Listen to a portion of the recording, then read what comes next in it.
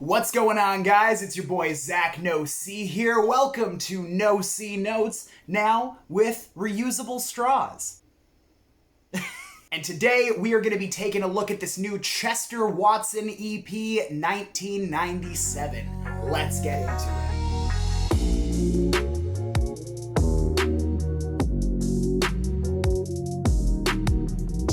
Chester Watson is a St. Louis-born, Miami-raised abstract hip-hop artist who's been making some moves in the underground for quite a few years now. Ever since getting some radio play for his song Phantom all the way back in 2012 from Zane Lowe, Chester's been working pretty diligently to capitalize on the exposure that he gained from that. After several years of EP after EP, mixtape after mixtape, Chester finally released his debut studio album, A Japanese Horror Film, back in October of last year. The LP definitely gave me a lot to chew on, with quite a bit of MF Doom-inspired, dusty and sample-heavy production, as well as a very subdued vocal delivery. It really didn't take me that long to figure out the MO that Chester Watson is going for in his music. However, all of my opinions were formed with the hindsight of this EP already in the mix. The truth is, I only found out about Chester like a couple weeks ago when a good buddy of mine put me onto his music. And after just a few songs played, it was pretty apparent to me that the guy was worth a closer look. Vocally, Chester really does sound like a dead ringer for Earl Sweatshirt, just in terms of cadence. Considering the fact that his production style is obviously pulling from a lot of the same inspirations as well, Chester really does run the risk of being written off by many music fans as a copycat if they're not willing to take the time to absorb his music and recognize its variances. However, if you do take the time to discover those variances, it's likely that you will find a lot to appreciate in Chester's music. The qualities that I've mentioned combined into a very perplexing portrait on his debut, and when I saw that his latest EP, titled after his birth year, was so recent, I was incredibly excited because it meant that I got to dive into it deep with you guys here on the channel. So, on his latest, Chester has given us, once again, quite a bit to chew over. He self-produced this EP like he does most of his other music, and even though the style of it isn't anything that's particularly unique or tough to come by, it is very well put together abstract hip-hop production that does really bring out the nerd in me and scratch a pretty specific itch. It's one of those hip-hop production styles that as long as it's done right and it's well put together, it's usually gonna get the job done, and I would definitely say that is the case with Chester's beats on 1997. This EP is also considerably more personal than his debut album was, which leaned in a much more conceptual direction with all of its references to samurais and Japanese myths. Essentially, instead of looking outwards for topics, he's instead decided to turn the camera on himself. The lens, however, is just a bit out of focus. You see, 1997 is one of those projects that I come out of feeling really conflicted. There's a ton of really great ideas throughout this entire EP, but unfortunately, most of the songs on it do fall just a little bit short of my expectations the majority of the time. The songs on 1997 are very short. In fact, the whole project clocks in at just a hair under 24 minutes, and not a single individual song on here actually crosses the 3-minute mark. If there isn't a feature, I mean, they usually only feature just a verse and maybe one or two hook segments from Chester. To his credit, though, he does seem to do quite a bit with those short runtimes. His lyricism is esoteric and difficult to decipher, but his rhyme patterns and very bouncy, monotone flows are seductively dizzying. I catch myself head-bobbing more often than not to this thing when I've got it on. The intro track, Sunbeam, is the sole solo moment on the LP that really does feel complete from top to bottom. The dusty percussion and psychedelic sampling are the perfect accompaniment to Chester's poetic stream-of-thought musings. I get the vibe on this song that Chester is just like on a morning walk and he's kind of just spitting whatever comes to mind in the moment. While that has the side effect of creating a track that's pretty tough to nail down topically, it is still incredibly enjoyable and is a great exhibit of Chester's evidently very polished pen game. On the record's other two solo cuts, though, the thing I mentioned earlier about great ideas and not so much great execution really does begin to come into play. I absolutely love the instrumentals on Pyrocumulonimbus and African Pottery, as I do most of the beats on this EP. And both songs feature compelling and entertaining verses from Chester, but the fact that each of these songs clocks in at just about a minute and a half ends up making them feel super unfinished. Both tracks have an almost infuriating amount of uncapitalized potential and really deserve to be built out more than they were, because in turn the tracks end up being just kind of forgettable when they could have been absolutely excellent.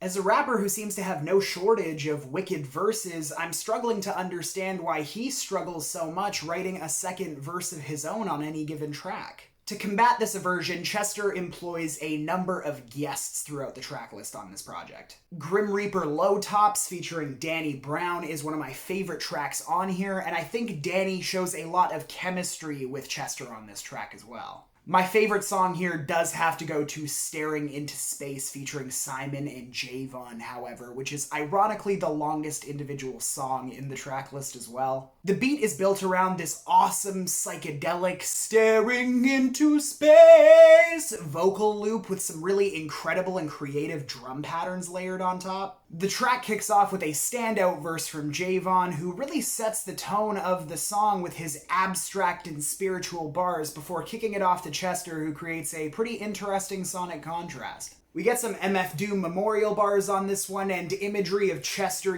hanging out, smoking some weed, bumping Kendrick Lamar records. I've been there once or twice. This is one of the many moments on the EP where Chester name drops artists who inspire him, including MF Doom, including Kendrick Lamar, including Odd Future, Death Grips, and many more throughout the track list. I understand that Chester likely makes these references to help the listener get to know him just a bit better, but I have to admit it has an ironic side effect of really highlighting just how blatantly he wears his influences on his sleeve. It's not necessarily a bad thing, and I do think that it achieves his intended goal a lot more than it does that added side effect, but I had to mention it at some point in this review because it really stuck out like a sore thumb to me. Speaking of things that I had to mention in this review, we may as well address the elephant in the room. There are 2 skits worked into the track list here, and some of you guys might be saying, "Ooh, Zach, really? You're gonna nitpick the skits?" But hang on. Fat Cat Interlude and Ma, when combined, their runtime adds up to almost 1/3 of that of the entire EP.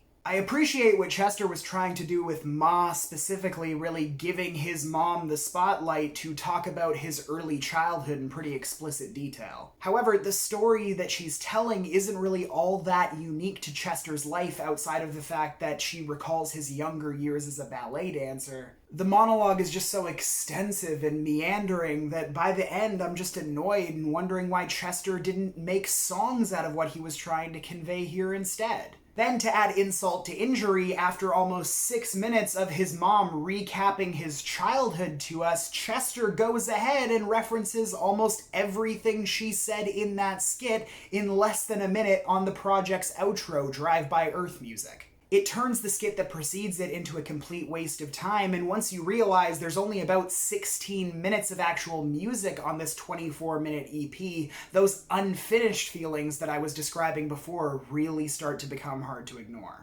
So all in all, I'm really glad that I gave this EP a chance. I think Chester has a ton of potential and talent. He just needs to work on using his time a bit more wisely and building out his songwriting to be just a bit more satisfying. Cut the fat, add some muscle. I don't think any of the songs are bad. Several of them I think are quite good and really had the potential to be fantastic. But most of the time they just weren't built out enough for me to come out of them feeling satisfied. If Chester spent a bit more time writing longer songs, he wouldn't have to pad out his track list with all this extra pointless and I really do think that he could release something beautiful and very well-rounded with just a couple of adjustments. But unfortunately, as of right now, there isn't really all that much more to this than the pure potential that I do see. So, with that being said, my final score for 1997 is Thanks to everybody who watched the review. If you like what you saw, please make sure to drop a like and join the conversation in the comments down below. Subscribe to the channel if you are not already, and hit the bell to get notified anytime I upload new videos. Also, follow me on Instagram at _NoCNotes for access to all of my exclusive live streams and other content. In fact, just a few days ago, we did a live stream watch party of Brockhampton's Live from the Chapel concert. So if you guys want to get in on more stuff like that in the future, definitely make sure you follow me on Instagram at _NoCNotes. I appreciate you coming by, guys. Thank you guys so much for watching NoCNotes. Make sure y'all stay hydrated, and I will see y'all for the next one. Peace.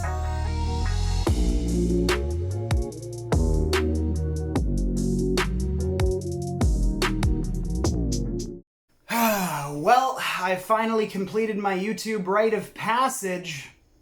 My camera died midway through filming this video.